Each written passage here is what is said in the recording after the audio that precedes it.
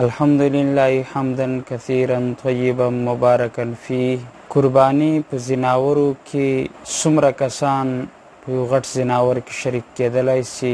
د قرباني زناور کچیرې وښي غوای میخی نو په هغه کې 7 کسان شرکت کولی سي او دغسې که کم زناور یي میږه یي سیرلی وزه نو په هغه کې 1 کس د 1 کس له طرف هغه کافي کېدلی سي.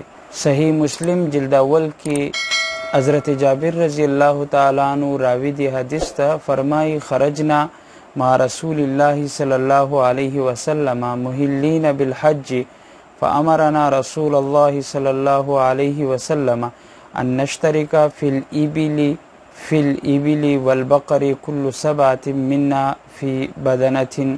فرمای سمو یوری حج ته لرسول الله صلی الله علیه وسلم سره مو احرام وتړلو او لاړو ورسره.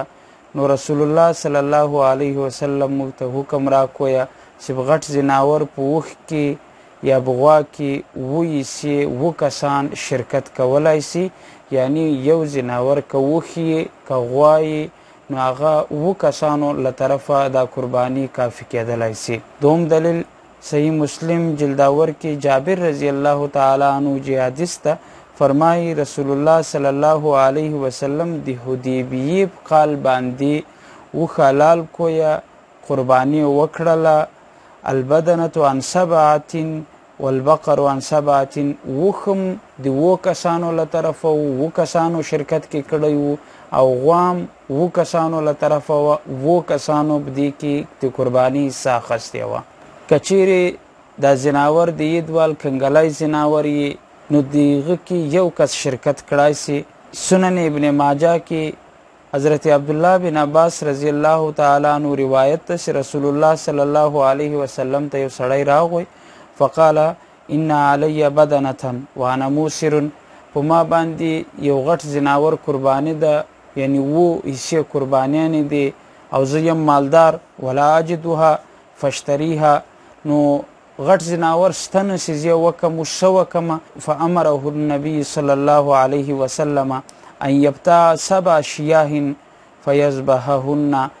ورته وفرمایل چې ته 7 کنګلي زناور وکه دا 7 کسانو له طرفه که یو غټ زناور نه کنګلي زناور واخله والالی که بیا به هم صحیح سي. دغسې عبدالله بن عمر رضی الله تعالی عنہ اعلاء السنن کې فرمایي چې الشاة عن واحد دا اوزه د 1 سړي له طرفه کافي کیږي. په کور کې چې څوک صاحب نصاب یي مالدار یي نو په هر سړي باندې قرباني ځان ته واجبه ده. سربراه له طرفه چې کومه قرباني وشي هغه د نورو خلکو د پاره دا قرباني نه کافي کیږي بلکې 4 رونه د ټول مالدار د نو ځان ته به قرباني کی.